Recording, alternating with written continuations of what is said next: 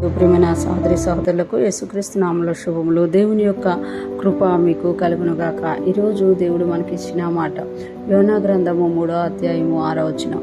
ఆ సంగతి నినేవే రాజునకు వినబడినప్పుడు అతడును తన సింహాసనం మీద నుండి దిగి తన రాజవస్త్రములను తీసివేసి గోనెపట్ట కట్టుకుని బూడిదలో కూర్చుండెను. ఈ మాటలు మనము యోనా గ్రంథంలో చూస్తున్నాము. ఆ సంగతి అంటే ఏ సంగతి అనేది మనకు అందరికీ తెలిసినమాట. ఎప్పుడైతే నినివే మహాపురం మీదకి, మహాపట్టణం మీదకి దేవుని ఉగ్రత వస్తుందో దాన్ని తెలియచేయడానికి దేవుడు ముందుగానే ఒక ప్రవక్తని లేపారన్నమాట. యోనా విధేయుడైనప్పటికి కూడా విధేయతలోనికి తీసుకొచ్చుకొని ఆ సంగతిని ప్రచురింపచేసినట్లుగా మనం ఇక్కడ చూడగలుగుతూనే ఉంటాం.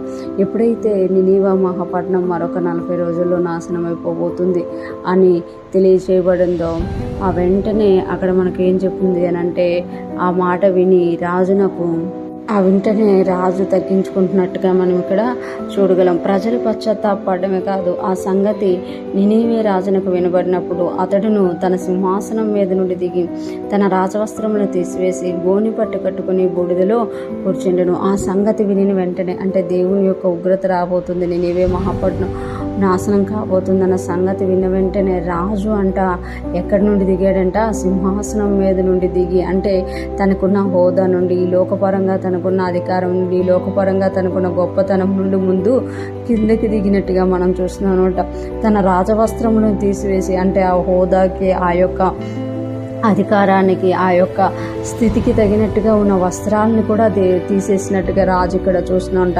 గోనెపట్ట కట్టుకొని బూడిదలో కూర్చుండెను. గోనెపట్ట కట్టుకున్నారు అని అంటేనే తగ్గించుకున్నట్టమాట. నేను ఉపవాసం ఉంటున్నాను, నీ ఎదుటి నా వస్త్రాలని చింపుకుంటున్నానని తెలియచేయడం అనమాట. ఇక్కడ మనం చూసుకుంటే ఆ మహాపట్టణం పాడైపోకుండా కాపాడబడ్డానికి యోనా గారు ప్రకటించడం ఎంత ముఖ్యమో అంతే సమయంలో ఆ ప్రజలు తగ్గించుకోవడం కూడా అంతే ముఖ్యం. రాజే ఇలా చేశారు అని అంటే ఇంకా ప్రజలందరూ కూడా ఇంకా తగ్గించుకొని ఉంటారని మనకి ఇక్కడ తెలియచేయబడుతుంది. ఈరోజు మన దేశంలో కావచ్చు, మన పట్టణంలో కావచ్చు, మన ఇంటిలో కావచ్చు, సువార్త ప్రకటింపబడాలన్న, దేవుని రాజ్యం విస్తరించాలన్న, దేవుని మాట నెరవేరాలన్న తగ్గింపు, విధేయత అవసరము అని ఇక్కడ మనకి తెలియచేయబడుతుంది అనమాట. మనకు ఈ లోకపరంగా ఉన్న హోదా నుండి, ఈ లోకపరంగా దేవుడు మనకిచ్చిన అధికారం నుండి, ఈ లోకపరంగా హెచ్చింపు నుండి మనం ఎప్పుడైతే మనల్ని మనము దేవుని సన్నిధిలో తగ్గించుకుంటామో దానికి ఆ తగిన వస్త్రాలని ధరించి ఉంటాం. ఆ వస్త్రాలని కూడా, అంటే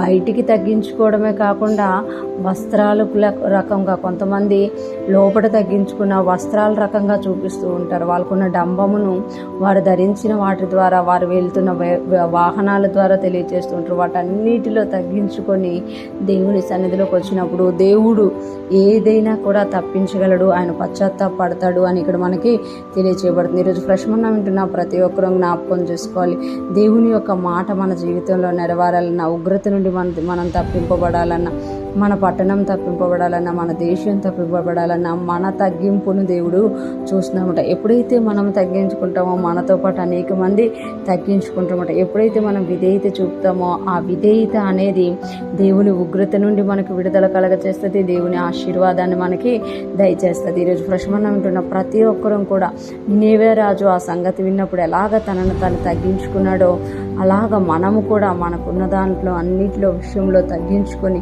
విధేయత కలిగి దేవునితో ముందుకు సాగిపోదాం గాక. దేవుని కృప మనందరికీ తోడయుండి నడిపించును గాక. ఆమేన్.